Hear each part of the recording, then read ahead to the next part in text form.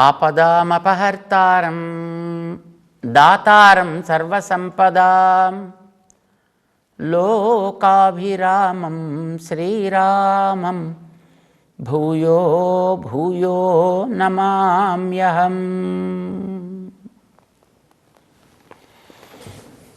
జై శ్రీమన్నారాయణ. భగవద్గీతలో 5వ అధ్యాయానికి కర్మ సన్యాస యోగము అని పేరు. చేసే పనుల యొక్క ప్రయోజనములని ఎక్కడ వదలవలెను అనేదాన్ని నిరూపణ చేసే అధ్యాయం 5వ అధ్యాయం. అర్జునుడికి సందేహం కలిగింది. 4వ అధ్యాయం చివరిదాకా విన్న తర్వాత పనులు చెయ్యాలి, పనులు మానాలి, ఇవి రెండు చెప్పినట్టుగా అనిపించింది అతనికి. చెప్పినవాడెవడు?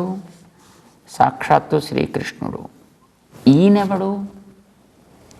వేదాలు ఉపదేశం చేసినటువంటి మహనీయుడండి. ఈయన చెప్పేటటువంటి వాడు పరమ సమర్థుడు, కానీ వినేవాడికి పెద్ద అంత కెపాసిటీ లేదు. ఇప్పుడు కొంతమంది చెప్పేటప్పుడు చెప్పే వ్యక్తికి విషయం బాగా అవగాహన అయ్యి ఉండి వాళ్ళు దాన్ని చెప్పారనుకోండి, చెప్తే ఒక రకంగా అర్థం కావడానికి అవకాశం ఉంది. కానీ చెప్పే వ్యక్తి తన స్థాయిలో తను చెప్తుంటాడు. ఇప్పుడు చూడండి, ఏదైనా ఒక పెద్ద ప్రెమిసెస్ ఉందనుకోండి, ఓ 50 ఎకరాల ప్రెమిసెస్ గురించి అందులో వచ్చేవాడిగో నువ్వు అలాగా ఆ పక్క గేట్లోంచి లోపలికి వచ్చి ఈ పక్కకి తిరిగి ఆ పక్క వచ్చేయి, ఇలా రా, ఇక్కడికి వస్తే బలాంటి చోట బలాంటి ఉంటుంది అని చెప్పాడు అనుకోండి. ఆ వినేవాడికి అది అలా ఉందో ఇలా ఉందో ఎలా ఉందో వీడికేం తెలుస్తుంది? వీడికి చెప్పే వ్యక్తి వీడికి దాని మీద ఒక అవగాహన ఉంది. ఆ లేఅవుట్ అంతా వీడికి స్పష్టంగా కనిపిస్తోంది. కనుక ఇక్కడి నుంచి నువ్వు ప్రవేశించాలి, అలా తిరగాలి, ఇలా తిరగాలి, ఇలా తిరగాలి, ఇలా తిరిగితే ఇగో అక్కడ ఉంటుంది ఆ బిల్డింగ్, నువ్వు అక్కడ వస్తే అక్కడ బలానా వాళ్ళు ఉంటారు కలువు అక్కడ. వాడి దాని తూర్పు ఏటో తెలియదు, పశ్చిమ ఏటో తెలియదు, ఉత్తరం ఏటో తెలియదు, దక్షిణం ఏటో తెలియదు. వాడికి లోపలికి రావాలంటే వాడికి ఎలా అర్థమవుతుంది? కష్టం. కానీ చెప్పేవాడికి ఏముంది? వాడికి స్పష్టంగా ఉంది కనుక వాడు ఈజీగా చెప్పేసాడు. వాడు కృష్ణుడికి విషయం అంతా స్పష్టంగా ఉంది, ఎందుకంటే నేను సాక్షాత్తు వేదాలే చెప్పినటువంటి మహనీయుడు. ఆ చతుర్ముఖ బ్రహ్మగారికి యో బ్రహ్మాణం విదధాతి పూర్వం యో వై వేదాంశ్చ ప్రహిణోతి తస్మై అని చెప్తారనమాట. సాక్షాత్తుగా చతుర్ముఖ బ్రహ్మకే వేదాలన్నీ ఉపదేశం చేసిన వాడంటే మరి ఆయనకు ఉండేటువంటి అవగాహన, ఆయనకు ఉండేటటువంటి విషయ స్పష్టత చాలా చక్కగా ఉంటాయి. మరి భగవద్గీత అలాంటి ఆయన చెప్పేది కనుక ఇప్పుడు వేదాల్లో ఒక తాత్పర్యాన్ని మనకి తెలుసుకోవాలి అంటే ఇక్కడ కొంత, అక్కడ కొంత, అక్కడ కొంత, అక్కడ కొంత, అలా అంతటా వ్యాపించి ఉన్నదాన్ని మనం ఒకటి క్రోడీకరించుకొని దాన్ని అర్థం చేసుకోవాల్సి వస్తుంటుంది. ఇప్పుడు మనకి స్కూల్స్లో పాఠాలు చెప్పేటప్పుడు పిల్లలకి ఒక లెసన్ విషయం అంతా చెబుతారు టీచర్ గారు. దాని తర్వాత ఏవో ప్రశ్నలు ఇస్తారు. ఇదివరకు మా చిన్నప్పుడైతే ఆ 3వ పేరాలో ఇగో ఇక్కడి నుంచి టిక్ పెట్టి ఇక్కడి నుంచి ఇక్కడ దాకా ఈ 3వ ప్రశ్నకి సమాధానంగా నోట్ చేసుకోము అంటే ఆ పేరాలో ఉండి అక్కడి నుంచి ఇక్కడ దాకా 3 అని నోట్ చేసేసుకొని దాన్ని శుభ్రంగా పట్టేస్తే వాడు 3వ ప్రశ్న ఇవ్వగానే ఈ 3 ఆన్సర్ వీడు రాసేస్తాడు. అలా ఉండేది. ఈ రోజుల్లో అలా చెల్లుబాటు కాదండి. ఎందుకంటే ఈ రోజుల్లో పుస్తకాలు అలా లేవు, పిల్లలు అలా లేరు. అంచేత ఈ రోజుల్లో వాడికి స్పష్టం కావాలి లెసన్ అంతా. ఇచ్చినటువంటి ప్రశ్న కూడా ఏదో ఇక్కడి నుంచి ఇక్కడ దాకా వచ్చేట్టుగా అలా ఇవ్వరండి. వాడిచ్చిన ప్రశ్నకి వీడు చదువుకున్న లెసన్స్లోంచి మొత్తం సమగ్రంలోంచి దానికి తగినటువంటి విషయం ఎక్కడుందో సేకరించి దాన్ని వీడు సమాధానంగా రాయాల్సి. ఇది అర్జునుడు చేయటం లేదు, కృష్ణుడు చేయగలడు ఆ పని. అలా చేసి ఉపదేశం చేసింది భగవద్గీత. అందుకోసం ఇది వేదం కంటే చాలా గొప్పదంటారు. ఇది వేదాల సారం అంతా తీసి ఒక చోట పోసినటువంటిది కనుక అని అంటారనమాట. యా స్వయం పద్మనాభస్య ముఖపద్మాద్ వినిశ్రుత. ఇది సాక్షాత్తు పద్మనాభుడు అని పేరు పెట్టారండి ఆయనకి. అంటే పద్మనాభుడు అనగానే మనకి జ్ఞాపకం రావాల్సింది ఏమిటి? ఆయన నాభిలోంచి పద్మం వచ్చింది, విరుచుకున్న పద్మంలోంచి చతుర్ముఖ బ్రహ్మ వచ్చాడు, ఆయనకి ఈయన చెప్పాడు. చెప్పడం వల్ల ఆయన కలిగిన జ్ఞానంతో భగవంతుడే ఇచ్చిన ద్రవ్యాలను తీసుకుని ఆయన జగత్తు యొక్క రచన చేశాను. ఈ రచన చేయడానికి అందరికీ కూడా మూల కారణం బీజరూపంగా ఉండేటువంటి వాడు పద్మనాభుడు. మరి ఇదంతా మొత్తం ఆయన కూడా తెలిసి ఉంటుంది కదండి. తెలిసి ఉంటేనే కదా ఆయన దాన్ని జాగ్రత్తగా తనలో పెట్టగలిగాడు. తెలిసి ఉంటేనే కదా ఆయన బయటికి తీసుకురాగలిగేటట్లుగా బ్రహ్మ ద్వారా వేదాన్ని, వేదం ద్వారా ఈ ప్రపంచ రచనని కూడా ఆయన చేశాడు ఆయన.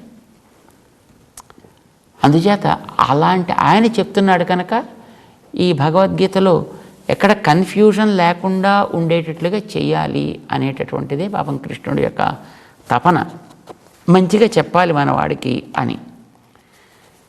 సాధారణంగా చెప్పేటటువంటి వ్యక్తి ఆవలి వాడి యొక్క భావాన్ని బట్టి, వాడి యొక్క ముఖాన్ని బట్టి గమనించగలిగేటువంటి గురువులు కూడా ఉంటారండి. ఎందుకంటే ఒక్కొక్కసారి చెప్పింది విన్నవాడికి స్పష్టం కావచ్చు, ఒకసారి అసలు వాడికి ఏం అర్థం కాకపోవచ్చు.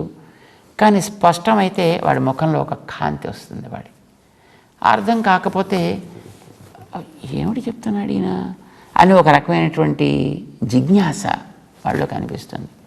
అది వాడికి నచ్చకపోతే వాడిలో ఒక రకమైనటువంటి విసుగు, ఒక రకమైనటువంటి చికాకు, లేదా శుభ్రంగా హాయిగా యోగం, ఇది కనిపిస్తుంటాయి మనకి. అంటే అవతల వాడికి అర్థం కాకపోతే.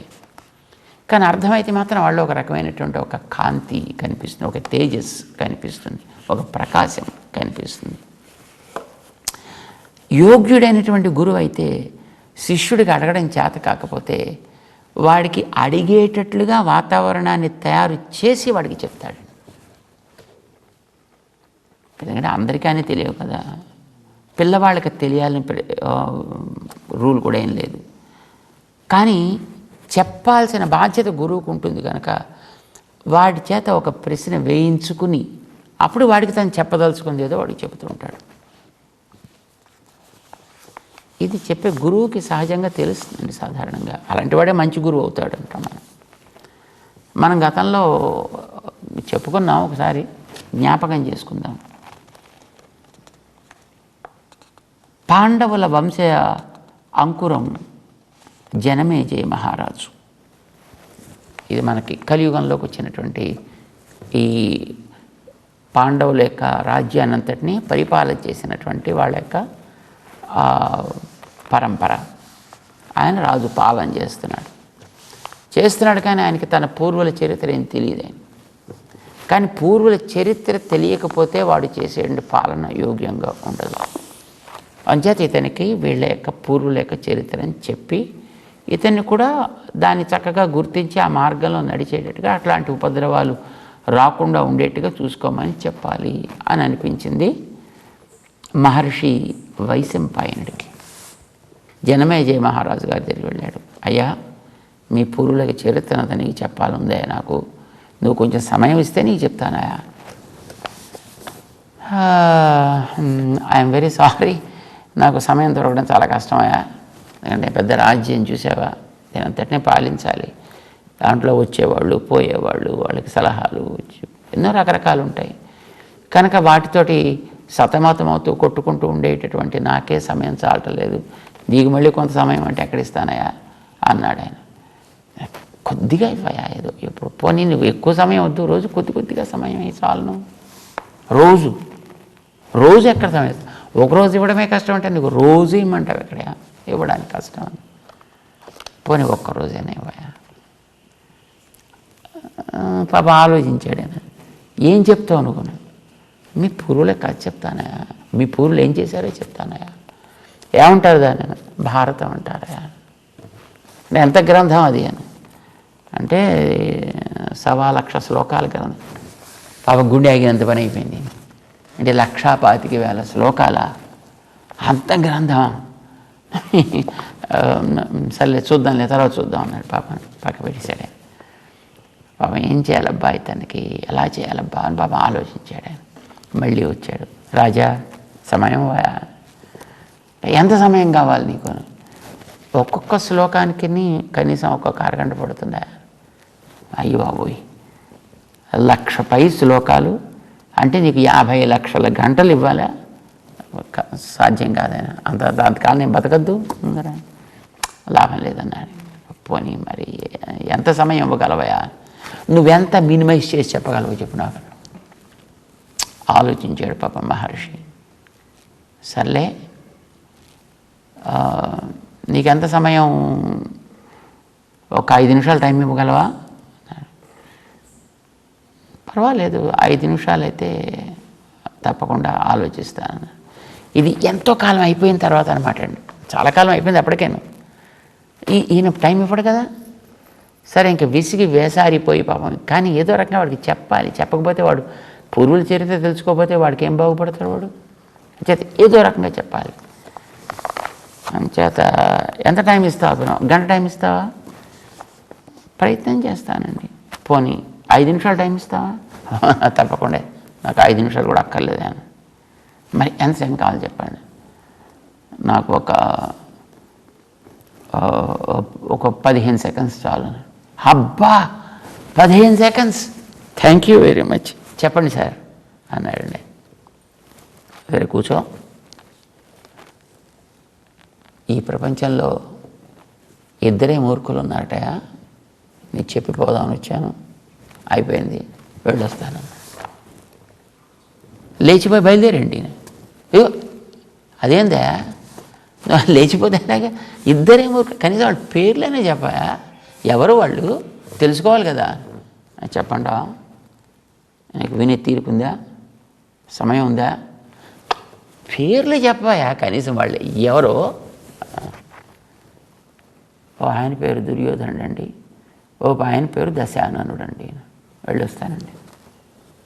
అదేందా, నీకు ప్రపంచంలో ఇంకెవరికి అనిపించలేదు? నన్ను అడిగితే నేను చెప్తాను కదా, బోళ్ళంతమంది ఎంతమంది మూర్ఖులు ఎవరు ఉన్నారు, నీకు వాళ్ళిద్దరు ఎందుకు కనిపించారు అంటే, అంతేనండి. ఏమిటి అంత గొప్పవాళ్ళు వాళ్ళు? అవును సార్. ఏమిటయా వాళ్ళలో ఉండే గొప్పదా అంటే, మీకు తీరుకుందంటారండి, మీరు వింటారంటే చెప్తానండి. ద్వౌ మూఢ పురుషౌ లోకేస్మిన్, పేర్లు దుర్యోధన దశాననౌ. ఓ ఆయన పేరు దుర్యోధనుడు, ఓ ఆయన పేరు దశకంఠుడు. ఎందుకయ్యారా వాళ్ళిద్దరే అంత గొప్పవాళ్ళు? చెప్పమంటారా సార్? మీకు టైం ఉందంటారండి అంటే, మరి ఎందుకు మూర్ఖులే చెప్పకపోతే నేనెట్లా గుర్తించేది వాడిని? ఓకే, గోగ్రహం వనభంగంచ దృష్ట్వా యుద్ధం ముహుర్ముహు. అంటే ఆయన ఆవులు ఎత్తుకుపోతే చూసి యుద్ధం చేశాడండి. ఇదేమిటయ్యా, ఆవులు ఎత్తుకుపోతే చూసి యుద్ధం చేయడం ఏమిటయ్యా? అంతేనండి. మరి రెండో ఆయన వనభంగంచ, వనం తగలబడితే చూసి యుద్ధం చేశాడండి. వనం తగలబడటం ఏమిటా అంటే, అవును సార్ వనం తగలబడిందండి, ఆయన యుద్ధం చేశాడండి. ఇంకో ఆయనేమో ఆవులు ఎత్తుకుపోతే చూసి ఆయన యుద్ధం చేశాడండి. అంటే ఆవులు ఎక్కడి నుంచి ఎత్తుకుపోయాయా అంటే, ఉత్తర దిక్కు నుంచి ఎత్తుకుపోయారు కదండి. దేనికి ఉత్తర దిక్కా అంటే, అదేనండి విరాట్ నగరానికి ఉత్తర దిక్కులోంచి వాళ్ళంతా ఎత్తుకుపోయారు కదా. అంటే ఎత్తుకుపోయిన వాళ్ళు ఎవరా అంటే, వాళ్ళేనండి కౌరవులు ఎత్తుకుపోయారు కదా. కౌరవులు రాజులు కదా, వాళ్ళు ఆవులు ఎత్తుకుపోవాల్సిన పాడు కర్మ వాళ్ళకేం పట్టిందా అంటే, అవును సార్ మరి పాండవులు అక్కడే కదండి ఉన్నారు. అదేమిటి, పాండవులు రాజ్యంలో ఉండాల్సినటువంటి వాళ్ళు, మా పూర్వులు కదయా, రాజులయ్యా వాళ్ళు, హాయిగా రాజ్యంలో ఉండాల్సిన వాళ్ళు ఆ ఊళ్ళో ఎందుకున్నారా? మరి రహస్యంగా అక్కడే కదండి బతకాల్సి వచ్చింది. ఇది ఎక్కడ అన్యాయం అయ్యా? వాడు రహస్యంగా బతకాల్సినటువంటి ప్రార్థన వాళ్ళకెందుకు వచ్చిందా? మరి 12 ఏళ్ళు అడవులు తిరిగాక మరి తర్వాత వాళ్ళు చేయవలసింది 1 ఏడాది పాటు అదే కదండి. 12 ఏళ్ళ? అవునండి, అరణ్యవాసం 12 ఏళ్ళు. అరణ్యవాసం వాళ్ళు ఎందుకు చేశారా? మరి ఎందుకు చేశారంటే, మరి ఓడిపోతే చేయాల్సింది అదే కదండి. ఓడిపోయారా పాండవులు దేంట్లోనే అంటే మరి జూదం ఆడితే మరి వాళ్ళంతా ఓడిపోయారు కదండి. జూదమా ఎవరితో ఆడారయ్యా అంటే మరి శకుని గారితో ఆడారు కదండి. ఆయనతో ఎందుకు ఆడారయ్యా మధ్యలోను అంటే వాళ్ళ తరఫున ఆడింది ఆయనే కదండి. ఇలా ఒక్కొక్కటి వాడికి ఒక జిజ్ఞాస ఏర్పడేటట్లుగా చేసి మొత్తం 1,00,000 శ్లోకాల భారతాన్నంతటి చెప్పేశాడు వైశంపాయన మహర్షి జనమేజయుడికి. మొత్తం వాళ్ళ భారత కథ అంతా చెప్పేశాడు.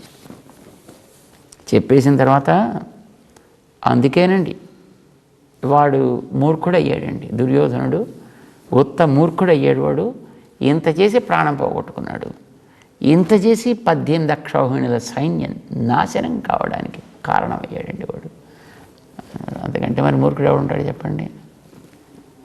మరి ఇంకోటేదో చెప్పావు నువ్వు. అవునండి, రెండోది ఆడవ తగలబడితే చూసి యుద్ధం చేసేయండి. ఆయన కూడా అంటే ఆయనే కదా దశకంఠుడు అంటే వనం ఆయన వనం ఎందుకు తగలబడింది? మరి హనుమంతుడు చేసిన పని అదే కదండి.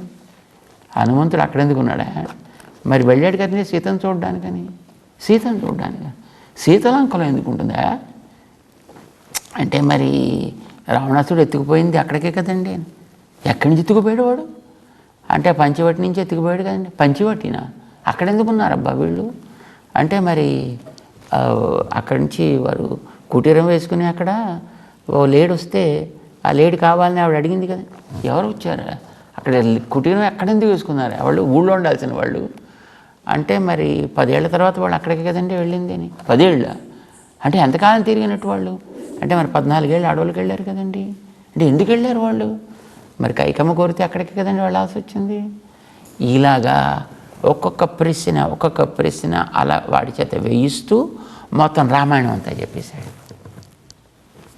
భారతం అంతా చెప్పేశాడు ఆయన, రామాయణం అంతా చెప్పేశాడు ఆయన. చెప్పి జనమేజయ మహారాజు గారికి తన చరిత్ర ఏమిటో తనకి తెలుసుకోగలిగే అవకాశం కలిగించాడు మహానుభావుడైనటువంటి వైశంపాయనుడు. తెలుసుకోవాల్సింది ఏంటంటే వ్యక్తి యొక్క యోగ్యతను చూసి ఆ వ్యక్తికి ఉండేటటువంటి సమయాన్ని బట్టి ఆ వ్యక్తి యొక్క అవగాహన స్థితిని బట్టి వాడిలో ఒక జిజ్ఞాసని రేకెత్తించి వాడికి తెలియాల్సిందంతా కూడా చక్కగా తెలియచేయాలి. ఇది ఉత్తముడైనటువంటి ఆచార్యుడు చేసే పని. శ్రీకృష్ణుడు మామూలు ఆచార్యుడు కాడు కదా. కృష్ణం వందే జగద్గురుం, ఆయన జగదాచార్యుడు. అందుచేత అర్జునుడి యొక్క స్థితి ఆయనకి స్పష్టంగా తెలుస్తుంది. అంచేత అతని చేత ప్రశ్న వేయించాలి, అతనికి చెప్పాలి. వాడికేమో అర్థం అవ్వదా. ఇంతకాలానికి పోని దొరికిన ఒక్కడిని కూడా వదులుకుంటే ఇంక చెప్పే అవకాశం ఉండదు కదా అని పాపం ఆయన వాడికి మొత్తం అన్నీ చెప్పేయాలంటే తపనతోటి ఏం చెప్తున్నాడు. ఇప్పుడు లోపల బాగా ఆ విషయం ఉండే వ్యక్తికి బాగా చెప్పేద్దాం అనిపిస్తుంది. కానీ ఎవరు దాన్ని గ్రహించగలిగే స్థితిలో లేకపోయాయి. పైగా ఇలాంటి విషయాలు ఎప్పుడైనా అడిగితే చెప్పాలి తప్ప అడగకుండా చెప్పడానికి లేదు. కానీ ఎవరు అడుగుతారు కనుక ప్రతి వాళ్ళకి నాకు అన్నీ వచ్చును, నాకు అన్నీ తెలుసును అనేటటువంటి భావం ఉన్న వాళ్ళేనా.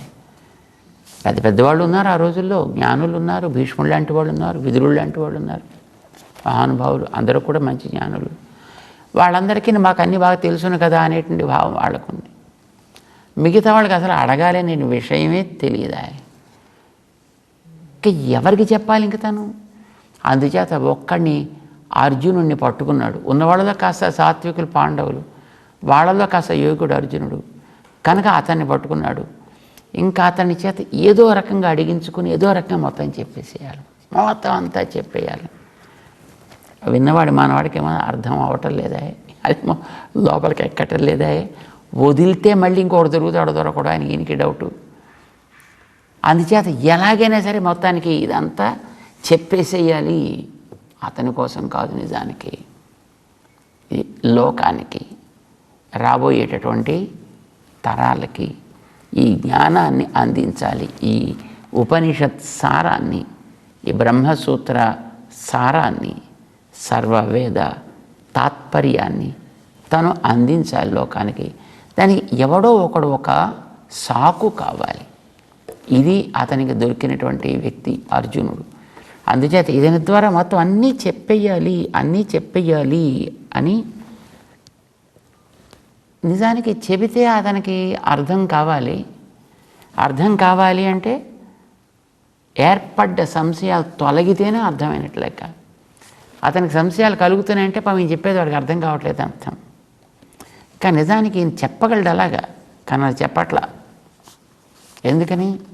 అతని సంశయాలు కలగాలి, ప్రశ్నలు వేయాలి, అప్పుడు తాను విషయాన్ని చెప్పగలగాలి. అలా అయితేనే అతను ప్రశ్నలు వేస్తాడు. అంత పూర్తిగా సంశయాలు తొలగిపోయేటట్టు చెప్పేశాడు అనుకోండి, ఇంకా తర్వాత తను చెప్పడానికి అవకాశం ఉండదు. ఇప్పుడు రోగం వచ్చినటువంటి పేషెంట్కి డాక్టర్ కరెక్ట్ మంది ఇచ్చాడు అనుకోండి, ఇంక మళ్ళీ వాడు రాడు తన దగ్గరికి. మరి రాకపోతే తనకి ఫీజు ఎక్కడి నుంచి వస్తుంది? అంచేత వాడికి ఏదో ఆ రోగం 10% ఉంటే వాడికి ఒక 2% తగ్గేట్టుగాను, ఇంకో 1/2% ఏదో కొత్తది వచ్చేట్టుగాను చేస్తాడనమాట ఒక మంది ఇచ్చి. సో వాడు మళ్ళీ వస్తాడు. అప్పుడు మళ్ళీ ఇంకొక 2% తగ్గేట్టుగా, ఇంకో 1/2% ఏదో కొత్తది వచ్చేట్టుగా చేస్తాడనమాట. ఇలాగ ఇదంతా తగ్గేటప్పటికి ఆ తర్వాత వచ్చిన మొదటి 1/2%, తర్వాత 1/2%, ఇంకో 1/2%, అది మళ్ళీ ఇంకో కొత్త రోగం ఏదో తయారవుతుందని అప్పుడు మళ్ళీ తన దగ్గర రావాలి, మళ్ళీ మంది ఇవ్వాలి. అది బిజినెస్ కోసం చేసేదనుకోండి. కానీ శ్రీకృష్ణుడు తత్వాన్ని తెలియచేయాలి అని అనుకున్నాడు కనుక ఇతని చేత ప్రశ్నలు వేయించి అతనికి సంశయం కలిగేటట్లుగా చేసి ఆ సంశయాన్ని తీర్చడం కోసమనే చెప్తున్నట్లుగా, ఇతని సంశయాన్ని తీర్చడం కోసమనే చెప్తున్నట్లుగా తను విషయాన్ని అంతటినీ ఇవ్వాలి, లోకం కోసం ఇవ్వాలి. భగవద్గీత అర్జునుడి కోసమనా? అర్జునుడి కోసం అయితే ఇది ఆ వేళటికి అర్జునుడు చేయాల్సిన పని ఏదో చేసేసాడు కనుక దానికో నమస్కారం అయిపోయింది అక్కడికి. కానీ భగవద్గీత చదివినటువంటి ప్రపంచ విజ్ఞానులంతా కూడా అమ్మో ఇందులో ఎంత తత్వం ఉన్నది కనుక ఇది మనకి కావాలి అని గుర్తించి దాన్ని అన్ని భాషల్లోకి అనువదించుకొని తత్సారాన్ని ఆస్వాదించేటటువంటి ఉద్యమాలు చేస్తున్నారు అనంటే దాంట్లో అంత విషయాన్ని ఆయన ఇచ్చాడు మనకి. ఎవరి ద్వారానో ఒకళ్ళ ద్వారా ఇవ్వాలి కనుక అర్జునుడిని సాకు చేసుకుని అతని ద్వారా మనకి ఇస్తున్నాడు అన్నమాట. అంచేత ప్రధానంగా కలగాల్సినటువంటి సందేహం, పని చెయ్యాలా మానాలా, జ్ఞానం ప్రధానమా కర్మ ప్రధానమా చెప్పాడు. కానీ కొంత సంశయం కలిగింది అర్జునుడికి. కర్మ వదిలేయాలి, జ్ఞానం సంపాదించాలి అని అనుకున్నాడు ఆయన. కానీ కృష్ణుడు చెప్పింది కర్మ చెయ్యాలి, జ్ఞానంతో దాన్ని సంస్కరించి అప్పుడు దాన్ని చేయాలి అని. ఇది స్పష్టం కాకపోవడం చేత ఆయన వేశాడు ప్రశ్న 5వ అధ్యాయంలో మొదట, యచ్ఛ్రేయ ఏతయోరేకం తన్ మే బ్రూహి సునిశ్చితం. నువ్వు కర్మ త్యాగమా జ్ఞానము అవలంబనమా రెంట్లో ఏది నాకు శ్రేయస్కరమో దాన్ని స్పష్టంగా నాకు తెలిసేటట్లుగా చెప్పాల్సింది అని అడిగితే దానికి సమాధానంగా 5వ అధ్యాయం ప్రారంభమైంది. తెలుసుకునే ప్రయత్నం చేద్దాం. జై శ్రీమన్నారాయణ.